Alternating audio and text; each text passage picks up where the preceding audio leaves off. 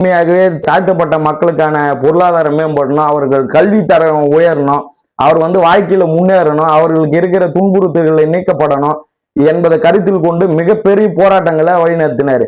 அதுல முக்கியமா குறிப்பிட்டு சொல்லணும்னா இரட்டை குவளை முறை ஒழிச்சதுல சட்டம் இருக்கு, ஆனா சட்டத்தை நடைமுறைப்படுத்த அரசு அதிகாரிகள் தவறு விட்டனர். ஆனா அந்த காலகட்டத்தில் 80-90 காலகட்டத்துல இரட்டை குவளை முறையை அம்பேத்கர் மக்கள் மன்றத்தை வைத்துக்கொண்டு போய் மூர்த்தி அவர்கள் கிராம கிராமமா போய் சென்று அந்த இரட்டை குவளை முறைய 2 டீ கிளாஸுங்க, தாழ்த்தப்பட்ட மக்களுக்கு ஒரு டீ கிளாஸ், மற்ற சமூக மக்களுக்கு ஒரு டீ கிளாஸ் இருந்த இடத்த இவரு போய் அதை அப்படி இருக்கக்கூடாது, ஒரு கிளாஸா தான் இருக்கணும், சட்டம் இதுதான் சொல்லுது, அவங்களுக்கு எஜுகேட் பண்ணி அவர்களை அந்த முறையிலிருந்து வெளியெடுத்துட்டு வந்தவர் போய் மூர்த்தியார் அவர்களாம்.